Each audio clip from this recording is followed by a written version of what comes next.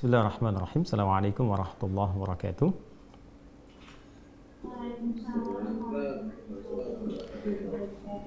Alhamdulillah wassalatu wassalamu ala Rasulillah wa ala alihi wa sahbihi wa man walah wa ba'd. Allahu akbar, Allahu akbar, Allahu akbar, Allahu akbar kabira, alhamdulillahi katsira wa subhanallahi bukratan wa asila. La ilaha illallah wallahu akbar, walillahil hamd. Jamaah sekalian, keluargaku yang seluruhnya tanpa kecuali dari manapun yang terhubung lewat Zoom ini, semoga Allah Subhanahu wa taala memberkahi kita, memuliakan kita dan menerima seluruh amal ibadah yang telah kita tunaikan sampai dengan detik ini. Baiklah, kita akan coba urutkan supaya lebih tertib, lebih terukur dan lebih sistematis pembahasan kita. Saya akan bagi kepada 3 bagian yang penting. Saya harapkan Bapak Ibu keluarga sekalian bisa menyimak dengan fokus karena waktu kita akan sangat terbatas sekali dan ini akan menentukan bukan sekedar benarnya cara kita untuk berkorban di tahun ini, tapi juga yang paling penting adalah keberhasilan. Nah, ini jadi ada benar, ada keberhasilan, itu 2 hal yang berbeda dalam penunaian ibadah. Ada orang yang benar salatnya secara rukun, ya rukunnya benar, terpenuhi syaratnya, kan? Dan terangkat kewajibannya, mendapatkan pahala insya Allah dengan kadar keikhlasannya, tapi belum tentu ia paham yang dibaca, belum tentu ia mengerti apa yang dilakukan, sehingga setiap hikmah dari bacaan dan gerakan itu karena tidak dipahami, tidak bisa diimplementasikan dalam kehidupan. Nah itu artinya benar sholatnya tapi tidak berhasil mendapatkan hikmah, sehingga hal-hal yang bisa diraih saat di dunia ini sebagai dampak dari ibadah sholat itu tidak optimal. Demikian pada ibadah korban juga. Ya, ada proses yang dilakukan secara benar, baik rukunnya, kemudian hal-hal terkait yang mengikuti syarat-syarat hewannya, ya. Namun ada hikmah yang besar yang penting kita ketahui, yang juga menentukan sebatas apa yang bisa kita dapatkan dari keberhasilan ibadah dimaksud. Baik, teman-teman sekalian, Bapak dan Ibu, saya ingin runtutkan dulu pada puncak nanti apa yang disebut dengan korban. Jadi ibadah ini kalau kita perhatikan di kitab-kitab fikih, ya, termasuk juga dalam kitab-kitab hadis, proses penyembelihannya itu tidak disebut dengan korban, tapi proses penyembelihannya itu disebut dengan udhiyah atau dzabah. Ya, jika disebut dengan udhiyah itu seakar nanti dengan kata duha, artinya proses penyembelihan yang dilangsungkan di waktu duha. Karena itu idnya disebut dengan Idul Adha, ya. Ya, duha itu kurang lebih lah batas 2 tombak kalau matahari melewati batas terbitnya. Jadi kalau terbitnya disebut dengan masyrik, tempat terbitnya, ketika melewati tempat terbit itu, saat masuk tempat terbit kan haram hukumnya salat, ya. Ya, sama dengan tempat terbenamnya. Jadi ketika lewat tempat terbit itu ukuran bayangan itu 1 tombak, ya kalau dikonversi kurang lebih 1 jam lah dari tempat terbit itu. Nah itu kita akan dapati di situ waktu syuruk, ya. Jadi kalau dari fajar ke 1 tombak itu satu jam kurang lebih. Jadi kalau subuh misalnya sekarang di Indonesia bagian barat 4.37 misal saja, kan? Nah, maka kalau diambil 1 jam dari situ, ya 5.37 itu sudah masuk waktu syuruk. Nah itu lewat 1 tombak dari waktu terbit. Jadi kalau misalnya diambil 1 tombak lagi, taruhlah diambil kemudian 15 menit atau 30 menit dari situ. Jadi kalau setengah 6 tambah 30 menit sekitar jam 6, ya. Nah itu sudah masuk waktu duha. Jadi kalau tadi itu awal duha, kalau sekarang masuk ke awal ke pertengahan duha, sekitaran jam 6 sampai ke setengah 7. Ya, jam 6 sampai ke setengah 7. Jadi kalau kita ambil misalnya waktu salatnya berdasarkan mengacu kepada hadis Idul Adha itu ya 1 tombak, maka ditunaikannya kurang lebih bisa sudah mulai jam 6 kurang seperempat atau jam 6. Supaya apa? Supaya jam setengah 7 ke jam 7 itu sudah bisa menyembelih. Itulah sebabnya kenapa disebut udhiyah, disembelihnya itu di waktu awal duha, sehingga sholatnya disegerakan. Ya, itu bedanya dengan Idul Fitri. Kalau Idul Fitri kita makan dulu. Jadi idnya dirayakan fitrah dengan makan terlebih dahulu untuk menunjukkan bahwa puasa sudah selesai.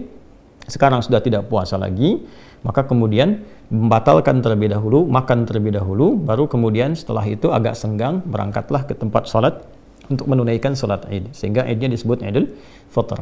Tapi Idul Adha berbeda. Idul Adha itu awalnya, ini konsep awal, ya, konsep awalnya itu makannya setelah mendapatkan yang disembelihan. Jadi kenapa sholatnya dipercepat, disembelih kemudian di waktu duha, lalu setelah itu supaya cepat disembelih itu dimasak, bisa dikonsumsi. Jadi yang pertama dimakan itu adalah yang dari hasil sembelihan. Ya, tapi berjalannya waktu memberikan kesan bahwa ini dulu bila itu mudah untuk dilakukan.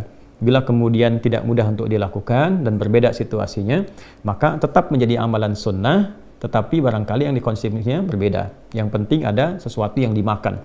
Jadi sunnahnya dari sebelum sholat id itu tidak makan dulu. Ya, baru setelah menunaikan salat Id makan sekedar untuk mengikuti tuntunan sunnah Nabi sallallahu alaihi wasallam. Bisa misalnya makan apa saja yang kira-kira bisa untuk dimakan. Yang saya ingin katakan adalah kenapa disebut dengan udhiyah, proses penyembelihannya ingin memberikan kesan bahwa sembelihannya berlangsung di waktu duha. Kemudian prosesnya sembelihannya disebut dzabah namanya. Dzabah itu untuk hewan yang dijatuhkan dulu. Jadi kalau ada sapi, kerbau, kambing, dan sejenisnya, kemudian akan disembelih, dan dia dijatuhkan terlebih dahulu, baru kemudian disembelih, itu disebut dengan dzabah, dari kata dzabaha. Tapi kalau hewannya tidak dijatuhkan dulu, ya langsung disembelih dalam posisi dia berdirinya, biasanya unta yang seperti itu disebut dengan nahar. Di surat Al-Kautsar itu kita dapatkan kata nahar, inna a'tainakal kautsar fasalli li rabbika wanhar. Jadi spirit ayat ini ingin mengatakan kalau kita sudah diberikan oleh Allah karunia berlimpah, sudah sukses, kan? Jangan lupa sama Allah yang menitipkan. Toh kan sebelumnya kita berdoa, banyak minta sama Allah. Begitu dikasih lupa sama Allahnya, ya. Maka cara mensyukuri semua nikmat ketika diberikan itu perbanyak konektivitas dengan Allah. Yang pertama adalah ibadah lewat fisik, salat, fasalli, banyak salat, tambah tahajud, tambah salat sunnah. Kemudian yang kedua, beribadah lewat harta. Yang enggak semua orang bisa lakukan, wanhar. Ya, di era Nabi itu menyembelih unta termasuk yang paling tinggi karena unta kan nggak semua orang bisa dapatkan, ya. Jadi maksudnya apa? Kalau sudah sukses, jangan murah dalam berbagi. Toh yang dititipkan pun bukan punya kita juga. Supaya harta bertambah, Allah makin sayang, ya semakin banyak berbagi. Itu dua sikap bagi insan beriman. Singkatnya, dalam narasi baik di Quran ataupun di hadis tidak ditemukan kata korban. Sekarang kenapa menggunakan kata korban? Ya, dan tema besarnya pun tebar korban, ya kan? Bukan tebar hewan, kan? Tebar kurban, dan bukan tebar zabah, bukan tebar udhiyah. Nah, di titik ini yang ingin saya garis bawahi, dan saya akan sedikit mengilustrasikan, barangkali juga sedikit berdiri supaya saya bisa menuliskan sesuatu yang Bapak Ibu bisa lihat, dan ini titik yang paling penting. Kalau tidak ada ini, saya tidak akan adakan Zoom. Ya, cukup bagi Bapak Ibu kemudian menitipkan barangkali, lalu kita berikan waktunya, lalu diberikan bimbingan doanya, dihafalkan, selesai. Tapi ini yang ingin saya pastikan, jangan sampai, mohon maaf ya, usaha yang kita optimalkan baik dari hartanya, kan tidak mudah itu untuk mendapatkan harta yang dimaksudkan, ya. Kemudian juga waktu dan sebagainya tidak sia-sia. Nah, jadi saya ingin fokuskan satu titik yang paling penting, bahwa kata korban, ya kurang lebih begini ya, kalau kita tuliskan korban. Nah, ini dari bahasa Arab, tulisannya seperti ini. Ya, korban. Ya. Jelas ya? Baik. Ini asalnya seperti ini. Berasal dari akar kata qaf, ra, dan ba, qoroba. Bila ditambah dengan alif dan nun, ini menunjukkan bentuk superlatif, sesuatu yang sangat sighah mubalaghah. Ya, idh qarraba qurbanan fataqabbala min ahadihima wa lam yataqabbal min al-akhar. Demikian di Al-Maidah itu. Perhatikan baik-baik. Fokus. Jadi korban itu asalnya bukan menyembelih. Ya, pada dasarnya dikata qurba yang berarti dekat, ya. Kalau dijadikan bentuk superlatif, bertambah atau menjadi sangat, ya, maknanya, maka rumusnya menjadi seperti ini, fu'lan, u'an gitu ya. Ini menunjukkan sesuatu yang bertambah sangat. Ghafara, mengampuni, ghufran, yang banyak ampunannya. Ya, jelas ya? Baik. Kemudian ada lagi yang pakai fathah, nggak pakai dhammah, kayak fa'lan, rahman, yang banyak kasih sayangnya. Ya kan? Nah, ini kemudian bentuk ini menunjukkan yang sangat dekat, yang banyak kedekatannya, sangat dekat. Nah, jadi ibadah kurban ini bila dikerjakan dengan benar, goalnya itu adalah membangun kedekatan yang lebih dengan Allah Subhanahu wa taala. Jadi orang yang mampu melakukan ibadah yang dimaksudkan, Maka ciri kesuksesan utamanya itu bukan berapa banyak, berapa besar, ya, berapa berat hewan yang kemudian disembelih, tapi bagaimana ia bisa mengambil hikmah dari proses itu sehingga bisa membangun kedekatan lebih antara dirinya dengan Allah Subhanahu wa taala. Bahasa paling simpelnya adalah pasca ibadah ini dirinya menjadi semakin dekat dengan Allah. Nah, ukuran kedekatan itu kan nanti ada dua. Ya, yang pertama bertambah ibadah ritualnya sebagai bentuk ketawakalannya kepada Allah, konektivitasnya kepada Allah. Salatnya semakin bertambah, gitu kan? Bacaan Qur'annya semakin rajin, ya. Kemudian turunan-turunan yang kira-kira menghubungkan kita dengan Allah Subhanahu wa taala. Dan yang kedua adalah hablu minan nas. Jadi hablu minallah tadi yang pertama. Yang kedua hablu minan nas. Ya, bertambah baik dengan sesamanya, di keluarganya, hubungan dengan tetangga, kerabatnya dan sebagainya. Itu ukuran spesifiknya. Sehingga orang-orang yang punya kedekatan lebih dengan Allah Subhanahu wa taala, dua sisi ini pasti akan terlihat baik dalam menjalani kehidupannya. Ini gambaran pokoknya.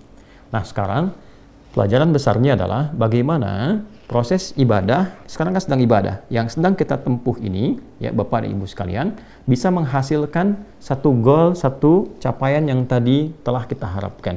Nah, karena itulah kemudian Nabi SAW memberikan langsung petunjuk yang detail sekali dari persiapan di hari pertama, hari kedua, hari ketiga, sampai menjelang hewan itu disembelih. Oke? Okay?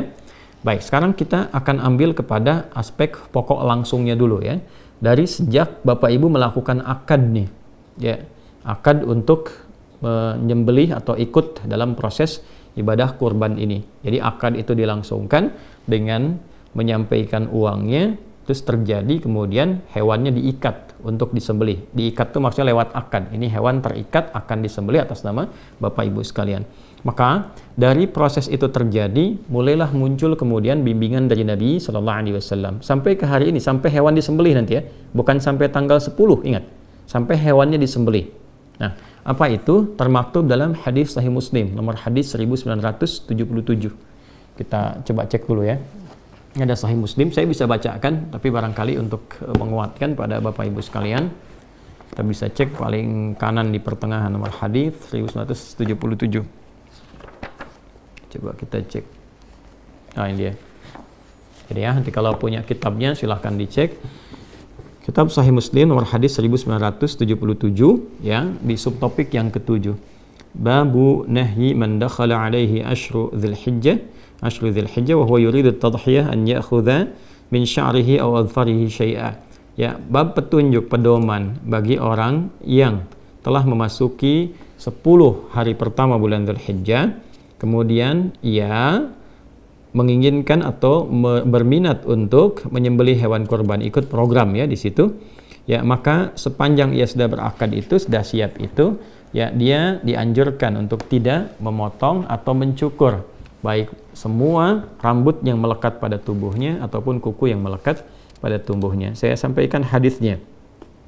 Saya langsung cepat saja kepada rawi yang terakhir, yaitu keluarga terdekat Nabi sallallahu alaihi wasallam. Ini A1, ya'an Ummi Salamah radhiyallahu taala anha, dari Ummi Salamah radhiyallahu taala anha, anna Nabi sallallahu alaihi wasallam qala, beliau menyampaikan, Nabi sallallahu alaihi wasallam bersabda, "Idza dakhalatil 'ashru wa arada ahadukum an yudhhiya fala yamassa min sya'rihi wa basharihi syai'a." Qila li Sufyan, fa inna ba'dahum la yarfa'uhu, qala lakinni arfa'uhu. Ya, secara singkat, jika telah masuk 10 hari pertama bulan Dzulhijjah, jadi tanggal 1 sampai dengan tanggal 10 nanti, wa arada ahadukum an yudhhiya, dan ada di antara kita yang sudah berniat, berencana gitu kan untuk mengikuti proses penyembelihan dalam arti ikut ibadah kurban seperti yang kita istilahkan, fala yamassa min sya'rihi wa basharihi syai'a, maka Nabi menganjurkan, ini sunnah ya, hukumnya sunnah yang sangat ditekankan, sunnah muakkadah, untuk tidak menyentuh, maksudnya tidak mensyukur kan seluruh rambut yang melekat pada tubuhnya, kemudian juga dan tidak memotong kukunya ya. Ini gambaran yang pertama. Nah, saya ingin sampaikan begini, jadi ada sunnah yang pertama dianjurkan sampai hewan kurbannya disembelih. Nah, hewan kurban disembelih sekali lagi untuk semua program yang melekat bagi kita semua, insya Allah hewan kurbannya ya, disembelihnya di hari Kamis ya, sesuai dengan jadwal. Bila ada perubahan sesuai dengan daerahnya, itu akan diinfokan segera. Tapi insya Allah tidak ada yang disembelih besok. Ya, sekalipun menunaikan sholatnya misalnya ada yang besok tapi disembelihnya pada hari keesokan harinya untuk menyiapkan lebih mudah lagi gitu ya, supaya juga diinfokannya bisa serentakkan kurban itu luas, bisa hari ke-10, 11, 12, 13. Jadi kalau ada kesibukan di hari saat menunaikan sholat, maka keesokan harinya itu bisa lebih lapang. Nah kemudian, jadi sampai hari disembelih itu, begitu diinfokan hewan bapak ibu disembelih, sampai ke titik itu jangan dulu potong kuku ya, termasuk rambut yang melekat di tubuh. Ya, bukan bulu. Kalau bulu itu ayam, unggas, ya, sapi, ya, itu bulu. Kalau di manusia itu rambut, ya.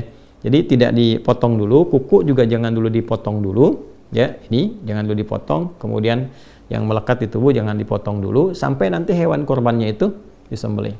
Pertanyaannya kenapa?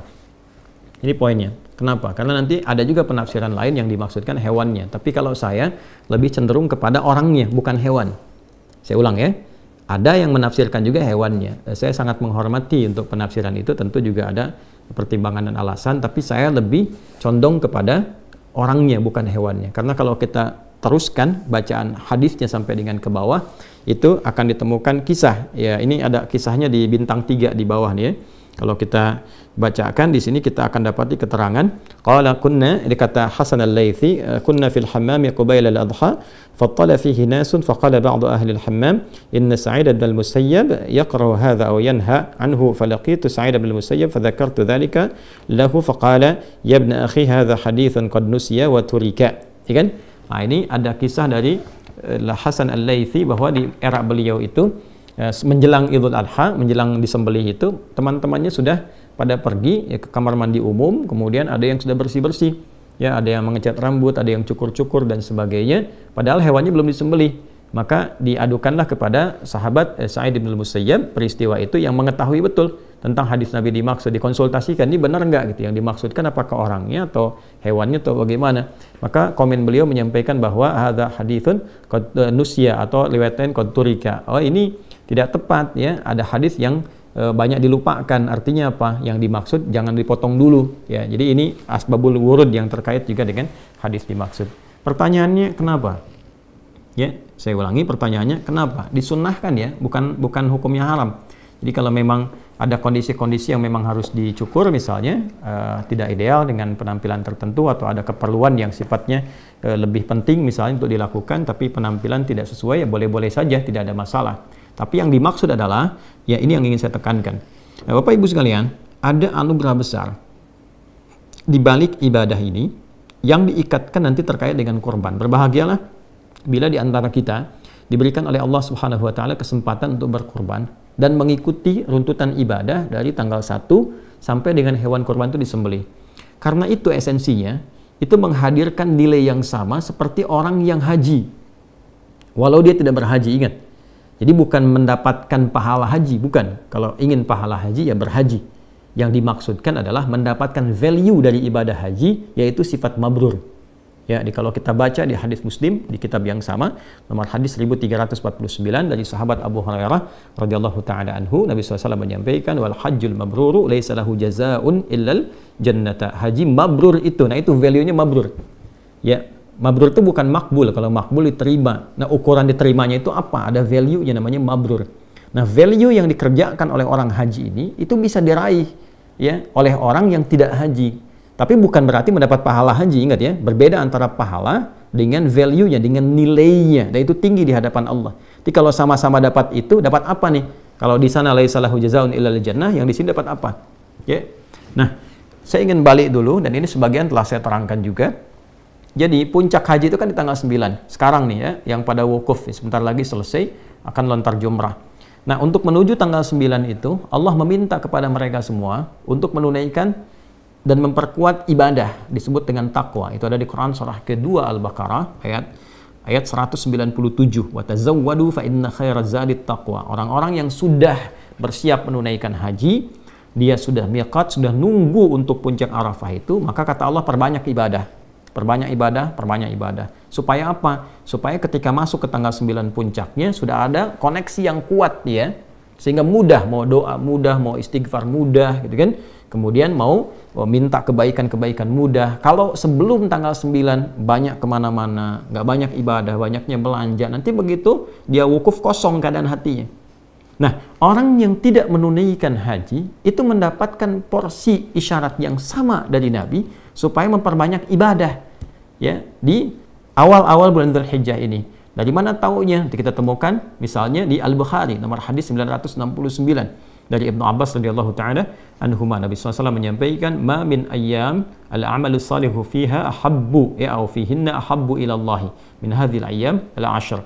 Tidak ada satupun perjalanan hari ya saat seseorang menunaikan amal saleh itu naik status amal salehnya dicintai oleh Allah, yaitu 10 hari pertama di bulan Dzulhijjah. Jadi ketika orang yang haji itu perbanyak ibadah, orang yang tidak haji pun, kita ini maksudnya di sini ya, itu diminta oleh Nabi sama lakukan ibadah juga. Ya, tingkatkan sholat, latihan banyak puasa, kemudian berusaha banyak Quran, berusaha banyak baca Quran atau interaksi atau berzikir, gitu kan? Untuk apa? Untuk puncak tanggal 9. Jadi di sana tanggal 9, di sini tanggal 9. Ini poinnya. Nah, di tanggal 9 itu ada apa? Kalau yang di sana wukuf, di sini puasa. Jadi kalau kita ambil yang di sana wukuf, di sini puasa. Puasanya kita bisa lihat misalnya di hadis riwayat At-Tirmidzi nomor hadis 749. Ya, dari Nabi sallallahu alaihi wasallam beliau menyampaikan, "Siyamu yaumi Arafah anni ahtasibu 'ala Allahi ay yukaffira sanata allati ba'daha wa sanata allati qablaha." Ini poinnya penting sekali nih, Bu, ya, Bapak, teman-teman sekalian. Jadi kata Nabi, puasa yang ditunaikan di hari ke-9 itu pada momen Arafah. Jadi yang di sana momentumnya, yang di sini itu harinya. Hari dalam arti waktu. Jadi maksudnya apa? Waktunya tanggal 9, boleh jadi ada yang sama, boleh jadi ada yang berbeda. Tapi kalau masuk di waktu itu, lakukan seperti orang yang wukuf amalannya. Ya, maksudnya apa? Kalau di sana hanya sekedar wukuf, wukuf kan berdoa, minta ampun, beristighfar, muhasabah diri. Di sini pun bukan sekedar nahan lapar dan haus, tapi ikut muhasabah juga. Ya, ikut minta ampun kepada Allah. Jadi bukan puasa biasa. Ya, biasanya kalau saya suka melihat kapan di sana wukuf tuh jam berapa ya, saya suka ukur tuh. Jadi saya ukur biasanya jam 5 ya setengah 6 menjelang maghrib waktu Indonesia, kan bedanya 4 jam. Jadi kalau 4 jam ditarik ke sana itu masuk zuhur. Jadi biasanya sudah masuk waktunya khutbah. Jadi begitu sholat sudah semuanya duduk. Nah, di sini biasanya saya suka merenung, duduk menghadap ke arah kiblat kemudian bermuhasabah. Yang dimaksudkan kita puasa tanggal 9 ya, kemudian diisi dengan amalan-amalan seperti orang wukuf. Tapi yang wukuf itu yang di sana, bukan kita di sini. Ya, tapi amalannya bisa kita lakukan serupa. Dalam arti apa? Dalam arti muhasabah, introspeksi diri. Jadi tanggal 9 itu bukan sekedar nahan lapar, haus, tapi banyakin istighfar, banyak minta ampun kepada Allah, berdoa dalam kebaikan. Itu kesan nabinya. Nah, orang-orang yang mampu melakukan itu, ya, maka apa yang terjadi? Sekalipun dia tidak haji, kata Nabi sallallahu alaihi wasallam, "Anni ahtasibu 'ala Allah." Aku sangat berharap, bermohon kepada Allah diberikan satu bonus tuh ya. Ya, pahala dapat dia, tapi apa yang bonus yang Nabi maksudkan di sini? Ayyukaffira sanatal lati ba'daha wa sanatal lati qablaha. Supaya Allah menjaga dia dari perbuatan-perbuatan maksiat setahun ke depan dan menggugurkan dosa-dosanya minimal setahun ke belakang. Ini menarik nih, ya. Jadi kalau berhasil tuh ibadah puasa yang di tanggal 9 itu, dan dia bermuhasabah, minimal kan kita mereview dosa apa yang pernah kita lakukan kan? Minta ampunan sama Allah, diingat-ingat, hubungan dengan Allah, hubungan dengan makhluk. Itu begitu minta ampun, tanggal 9 itu spesial. Makanya para ulama itu sangat meng-highlight sekali, ya, di awal Dzulhijjah itu 9 itu spesial.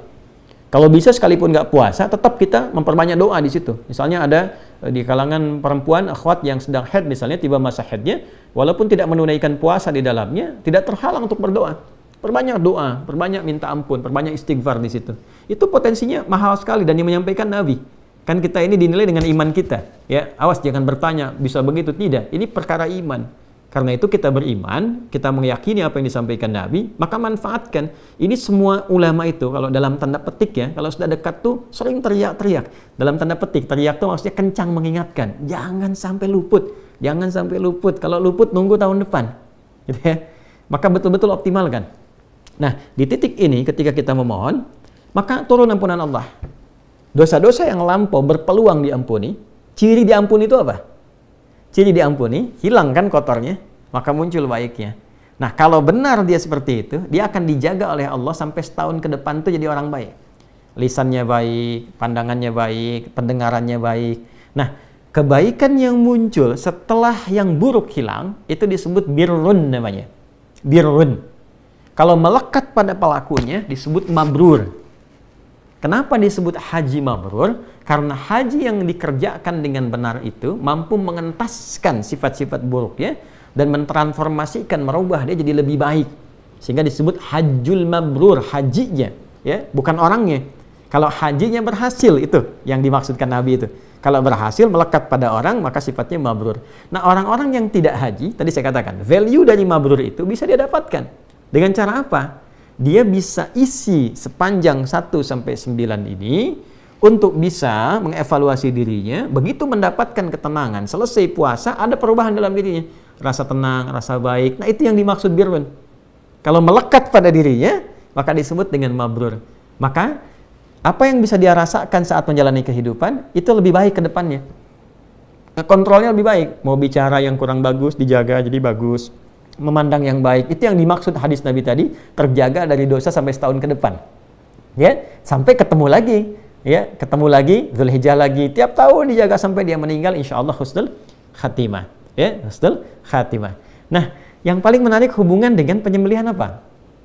Kalau selesai wukuf yang haji tanggal 9, itu kan bergerak tuh, ya, ke Masy'aril Haram atau dikenal dengan Muzdalifah. Ya kan? Dia berzikir kan, Quran surah ke-2 ayat 198, ya kan? Nah, laisa 'alaikum junahun an tabtaghu fadlan min rabbikum fa idza afadtum min arafatin fadhkurullaha 'indal masy'aril haram. Maka teman-teman yang di sana akan bergerak nanti, ya, ke arah Muzdalifah, kemudian di situ berzikir sampai menunggu nanti menjelang ke fajar. Cari batu kan? Ya, lalu setelah itu ke Jamarat, ya. Melontar. Yang dilontar itu Aqabah tuh, yang besarnya. Ya, bukan yang wusta, bukan yang ula. Saya cepat saja kalau Bapak Ibu teman-teman dapatkan buku yang saya tentang umrah, ya. Kalau ikut program umrah tuh ada buku yang kita berikan yang saya tulis langsung itu.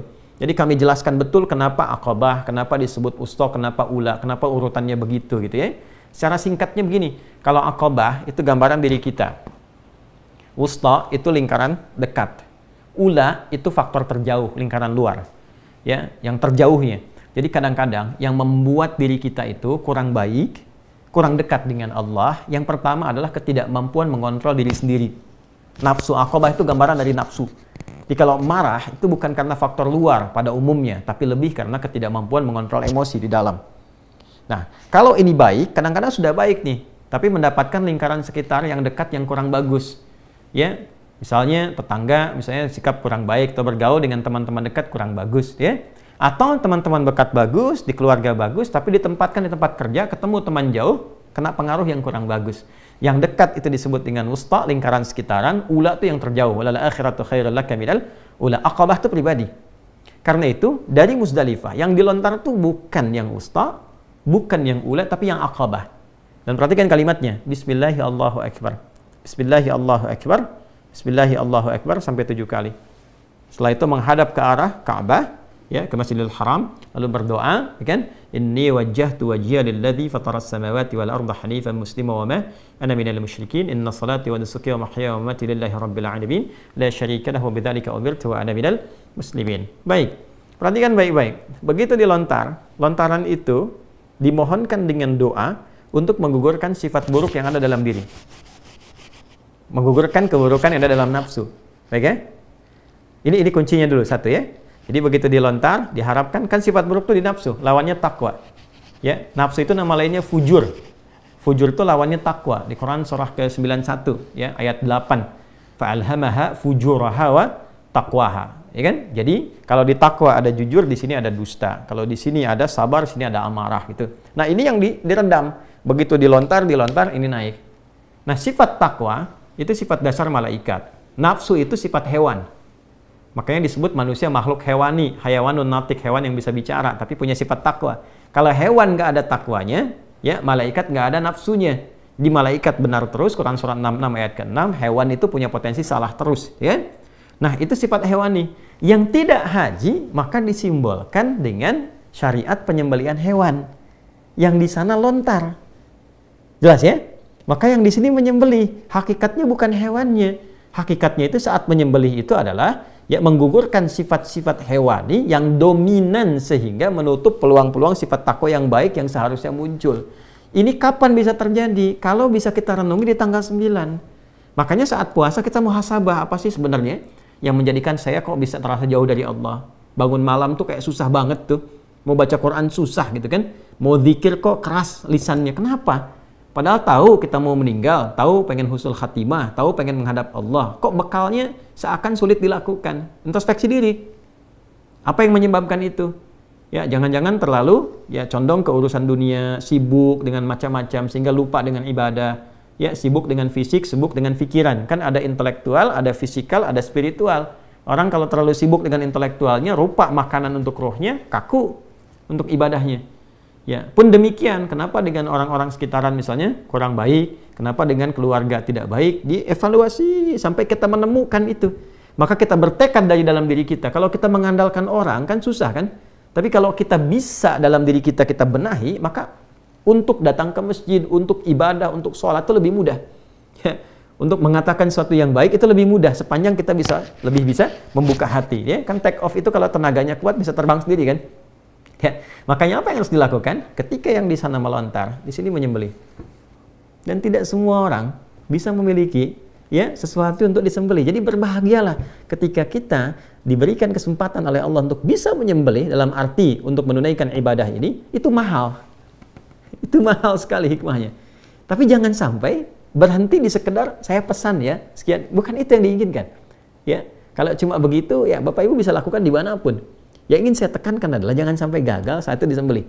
Jadi sampai ketiba waktu penyembelihan itu, walaupun sudah misalnya lewat nih tanggal 9 misalnya, lewat tetap renungkan, isi dengan takbir, isi dengan tasbih, lihat sekitaran, evaluasi dengan kerabat terdekat, sehingga hasilnya nanti bisa dirasakan pasca hewan itu disembelih.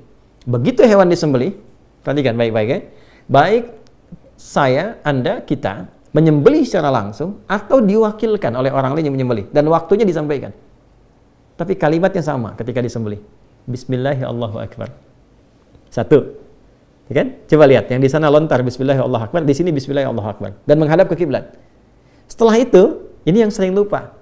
Setelah itu selesai disembelih, segera menghadap ke kiblat, membacakan doa. Dan ini doanya sunnah.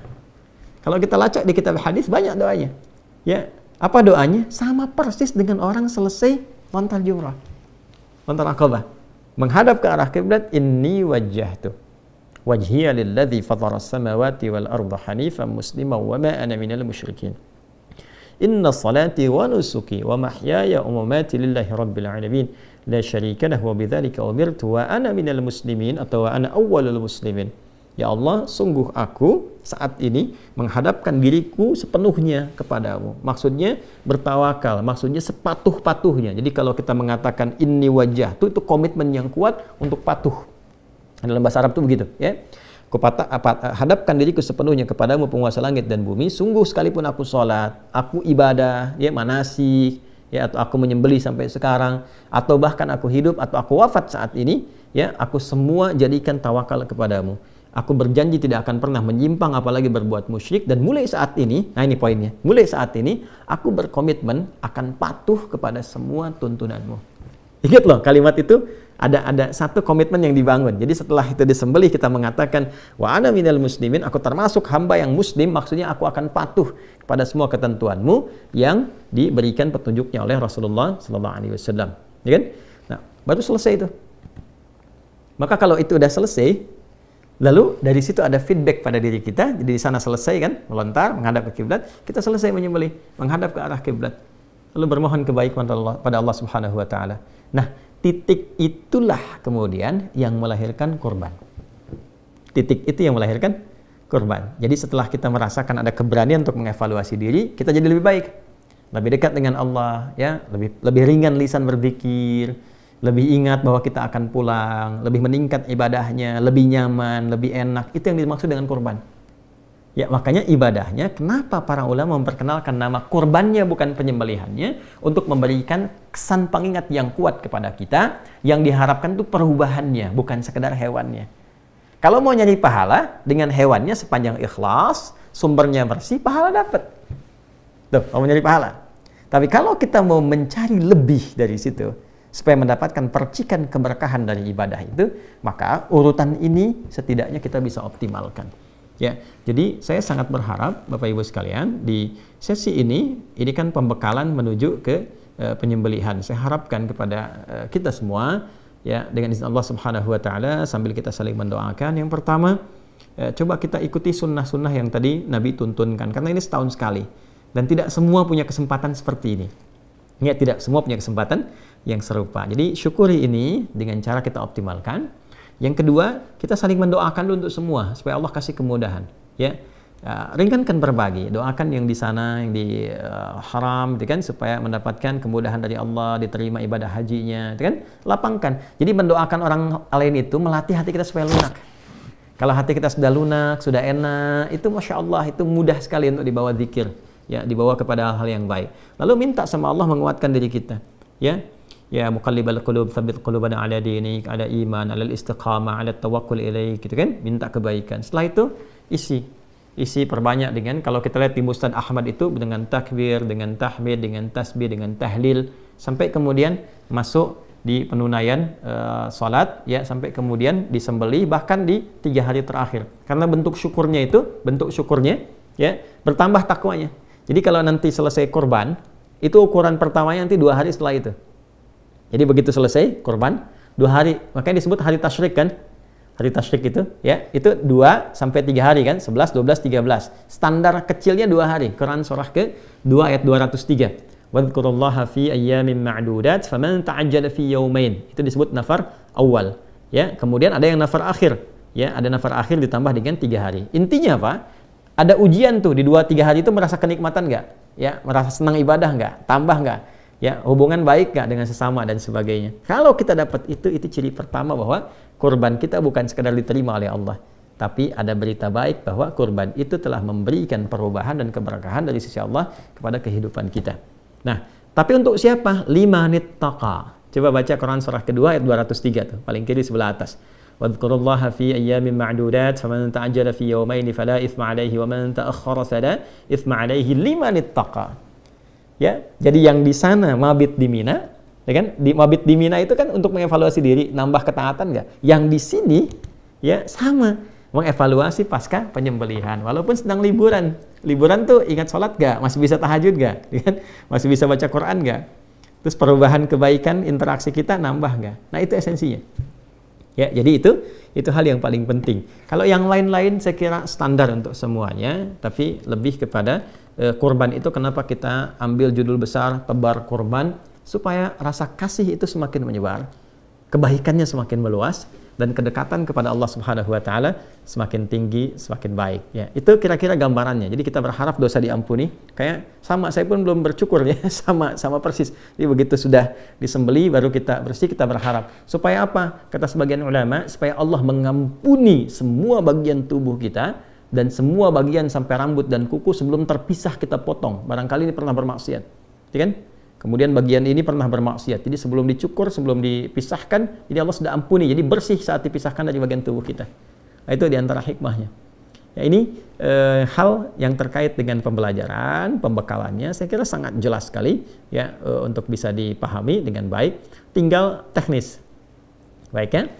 Di lapangan, Bapak Ibu sekalian, alhamdulillah sudah ditebarkan hewannya, tinggal menunggu waktu penyembelihan. Dan saya secara pribadi memonitor.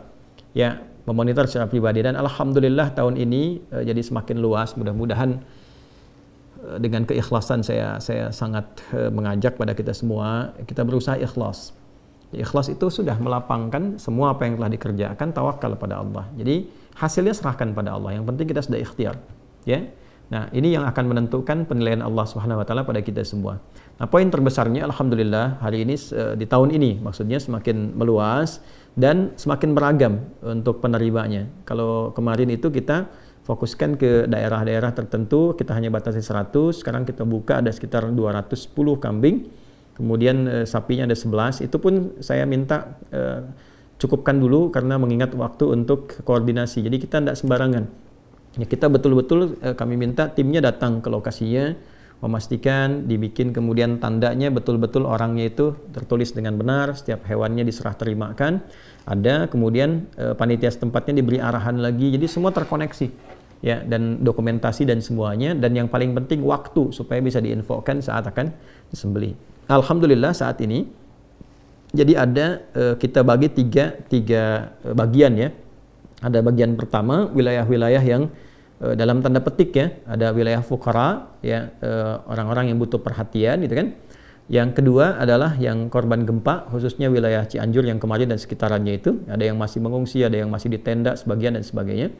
Yang ketiga adalah imigran yang memang di bawah UNHCR yang saat ini, dan memang sangat memprihatinkan juga. Itu ada satu wilayah yang nggak perlu saya sebutkan karena kita sedang sekarang tersambung dan live Zoom.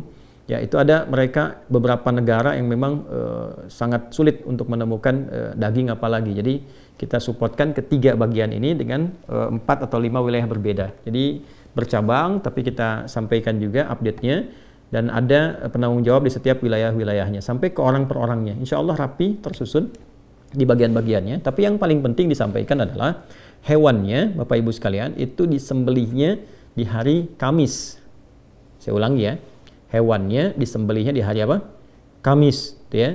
Karena sekalipun ada yang sholatnya hari Rabu, tapi tetap dengan tinjauan dua hal. Yang pertama itu adalah ke lapangan supaya lebih nyaman. Jadi hari Rabu fokus sholat, Kamis menyiapkan. Yang kedua adalah supaya bertoleransi juga, sama-sama saling toleran, gitu kan, untuk dengan yang lebarannya di hari Kamis supaya nyaman. Kalaupun ada menyembelih, rasanya nyaman dan meminimalisir hal-hal yang kurang baik sehingga merusak nilai-nilai kebaikan yang sudah terjalin ya. Jadi itu hari Kamis, tapi ada kemungkinan satu daerah ya itu ada 2 sapi tapi atas nama perorangan yang kemungkinan dilakukannya itu di hari Jumat. Satu daerah saja di daerah Menes 2 sapi itu ya, daerah perkampungan, dan di situ Masya Allah itu bisa menjangkau luas sekali, berapa mungkin ratus atau mungkin ribu orang yang ada di situ ya. Karena mereka akan sholatnya di daerah itu di hari Kamis, kemudian terbiasa di daerahnya menyembelih sehari setelahnya ya. Dan itu Masya Allah nanti kalau jadi menariknya begini, di daerah itu belajar dari tahun kemarin itu kalau sudah siap disembelih nanti semua guyub, semua berapa kampung, jadi satu daerah itu berapa kampung datang tuh, 2-3 dusun. Jadi nanti mereka makan sama-sama pakai alas pisang dan sebagainya. Jadi mereka sudah sembelih, mereka doakan sahibul korbannya, lalu makan sama-sama kampung itu. Ya, Masya Allah. Jadi ada yang dibawa pulang, ada yang makan di situ barang-barang ke semuanya. Lalu setelah makan mereka mendoakan orang yang berkurban dan sebagainya. Itu luar biasa. Yang penting diketahui waktunya. Jadi kalau nanti sudah diketahui waktunya kapan ya dan diinformasikan, mungkin nanti ada yang tersambung juga ya pada saat itu. Nah, Ibu Bapak langsung bisa melakukan seperti tadi yang saya sampaikan ya. Misalnya, Bu, korbannya Ibu atau Pak, korbannya Bapak disembelih jam sekian ya. Kan? Maka di saat yang sama, begitu disembelih saat yang sama menghadap ke arah kiblat. Saya ulang ya, menghadap ke arah kiblat, Anda mengatakan inni wajjahtu wajhiya lilladzi fataras samawati wal arda hanifan musliman wa ma ana minal musyrikin. Inna salati wa nusuki wa mahyaya wa mamati lillahi rabbil alamin la syarika lahu wa bidzalika umirtu wa ana minal muslimin. Bacakan ini. Kalau biasa yang iftitahnya pakai yang wajah tuh ya, ini tinggal tambahkan inni wajah tuh, itu lebih mudah sampai ujungnya. Setelah itu silahkan berdoa menghadap ke arah kiblat, singkat aja berdoa ya, minta diampuni dosa, minta dilancarkan rizki, minta oleh Allah diberikan sisa hidup yang baik, diwafatkan dalam keadaan husnul khatimah. Minta itu, saya mohon sebesar-besarnya, minta ya, jangan dianggap ringan ya, mohon minta, sekali lagi mohon minta, itu setahun sekali tuh ya. Sekalipun Anda misalnya sekarang yang Zoom-nya ada yang hanya dibuka, dengar apa, tapi mohon untuk yang satu ini tolong minta ya. Jadi tanya kepada panitia di lapangan, yang saya hari apa, jam berapa. Jelas ya? Baik, setelah itu silahkan potong kuku. Ya, kalau ada yang laki-laki misalnya mau cukur kumis atau apa, dirapikan, persilahkan. Silahkan sambil potong itu juga ya, minta ampunan pada Allah Subhanahu wa taala. Misalnya Allahumma gfirli atau rabbighfirli ya, boleh. Kalau mau dilekatkan dengan orang tua silahkan rabbighfirli wali walidayya warhamhuma kama rabbayani shaghira, boleh sambil potong. Ya. Ya, saya mau ajarin sedikit ya cara potong kuku nih di sunnahnya. Jadi kalau mau potong kuku, ini sunnah ya, sekalipun tidak di hari-hari awal Idul Adha, misalnya di hari Jumat, untuk laki-laki dan perempuan. Ini mulainya tangan kanan, yang ini, yang jari telunjuk dulu. Saya ulang ya, kalau mau potong kuku, dari sini, yang tangan kanan, jari telunjuk, ini sunnahnya. Sudah? Kemudian setelah itu, baru diurut. Kelingking, yang ini, Ya, jari manis ya. Yang lain asin. Yang ini kelingking, lalu jari ini apa manis namanya. Kemudian ini jari tengah, lalu jempol. Saya ulang ya, telunjuk dulu yang ini. Lalu kelingking, ini jari manis, jari tengah, ke jempol. Lalu pindah ke sini. Sama urutannya. Ini dulu, yang telunjuk dulu. Ya, nanti ada yang versinya jempol, kemudian baru kelingking ke sini, ada yang sama persis telunjuk, kelingking ke sini baru kemudian jempol. Intinya mulai yang kanan telunjuk dulu. Ini kayak sederhana ya. Kayak sederhana sekali. Sederhana. Ya, jangan, tapi ini nilainya mahal sekali. Yang pertama, kalau dibiasakan begini, ini ikut sunnah Nabi sallallahu alaihi wasallam, ada pahalanya. Yang kedua dampaknya, tangan ini terjaga dalam kebaikan. Ya, nanti sisi lain kalau belajar tentang, kan di kita itu belajar lengkap. Ada tentang bab kepala, ada bab telinga, bab mata, bab lisan, sampai ke jari, sampai ke kelingking, sampai ke semua. Ini ada babnya sendiri. Nah, itu ada petunjuknya, baik di ayat ataupun di hadis. Ada. Ya, dan ini akan bicara di hari kiamat nanti. Kalau kita baca Yasin kan, kalau biasa baca Yasin malam Jumat, ayat Al-Kahf ya. Al-yauma nakhtimu ala afwahim fatukallimuna aydihim. Nah, aydihim itu yang mana? Yang ini. Ya, karena ini yang sering dipakai. Kalau bikin status kan pakai ini kan, bukan pakai ini. Ya kan? Pakai ini kan. Nah, ini yang makanya di dunia pun fingerprint yang bicara. Ya, sidik jari yang bicara. Nah, ini nanti ada kaitan dengan itu. Jadi, gambaran kalau mau potong kuku. Jadi, silahkan begitu sudah diketahui waktunya, ya, Bapak Ibu nanti akan dihubungi panitia atau silahkan bertanya. Ya, kan karena kita ada kan call center juga, semua datanya sudah urut, ya. Sekali lagi, alhamdulillah hewan-hewan terdistribusikan hari ini, kecuali satu wilayah untuk yang imigran itu besok baru nyampe di wilayahnya. Insya Allah setelah sampai keesokan harinya, jadi semua hari Kamis semua akan disembelih, kecuali tadi yang kemungkinan ada 2 sapi atas nama siapa yang kemungkinan mungkin di hari Jumat, ya. Jadi silahkan nanti menghadap ke arah kiblat, doanya tadi sudah saya sampaikan, lalu potong kuku seperti yang saya utarakan tadi caranya. Setelah itu selesai, tinggal perbanyak takbir, ya, lalu diisi dengan tasbih, tahmid, tahlil di 2 hari pasca itu sampai mendapatkan ketenangan. Jadi bukan berapa banyaknya, tapi baca sampai hati kita tersentuh, merasakan kenikmatan lewat itu sehingga terjadi perubahan. Nah, itu yang dimaksud kurban. Ya, karena itu kami buka programnya kurban, bukan penyembelihan. Ya, kan semua mudah-mudahan berhasil. Ya, saya kira itu Bapak Ibu sekalian, semoga semua dirahmati oleh Allah Subhanahu wa taala. Semoga dilancarkan dan dimudahkan. Ya, selebihnya silahkan nanti tersambung dengan panitia teknis di lapangan yang memudahkan segala hal terkait dengan pedoman yang kita bahas bersama itu bisa lancar dan baik. Dan terakhir sebelum saya tutup, bagi yang hewan kurbannya ditujukan dalam niatnya untuk orang lain, ya, baik itu misalnya orang yang telah meninggal atau kerabat, ya, atau juga kemudian misalnya untuk keluarga, maka tidak ada bedanya. Jadi setelah kemudian diinfokan menghadap ke arah kiblat, inni wajjahtu, sampai dengan wa ana minal muslimin atau wa ana awwalul muslimin. Setelah itu berdoalah untuk orang yang diniatkan sesuai dengan hewannya itu. Kalau ayahnya telah meninggal, ya Allah ampuni ayahku, berikan cahaya di dalam kuburnya, berikan tambahan rahmat, ya, atau untuk ibu atau untuk keluarga besar, berdoa untuk keluarga keseluruhannya, ya. Itu catatan terakhirnya. Saya kira itu yang bisa disampaikan. Selebihnya silahkan baca buku yang telah didapatkan. Di situ ada banyak hal yang bisa diraih untuk bisa dipelajari. Semoga Allah memberikan kelapangan pada kita semua. Mohon izin, saya harus ada persiapan karena saya setelah ini ada persiapan untuk keluar kota, dan di situ kita akan menunaikan Idul Adha untuk esok hari. Dan Bapak Ibu silahkan sesuai dengan apa yang ingin dipilihnya masing-masing, ya, dan dengan itu semoga kita semua dirahmati oleh Allah Subhanahu wa taala. Saya kira saya cukupkan. Terima kasih untuk semuanya. Ya Allahumma taqabbal minna innaka antas sami'ul alim wa tub 'alaina innaka antat tawwabur rahim. Allahumma ij'alna min ibadikas salihin waj'alna ya Allah minal muqarrabin ilaika ya arhamar rahimin wa taqabbal minna ibadatina wa 'amalina salih wa qurbanana waj'alna minal muqarrabin ilaika biradak kama tuhibbu wa tarda. Rabbana atina fid dunya hasanah wa fil akhirati hasanah wa qina adzabannar. Wa sallallahu ala sayyidina Muhammad wa ala alihi wa sahbihi ajma'in. Wa akhiru da'wana subhanakallahumma wa bihamdika nashhadu an la ilaha illa anta nastaghfiruka wa natubu ilaik. Alhamdulillahi rabbil alamin. Assalamualaikum warahmatullahi wabarakatuh.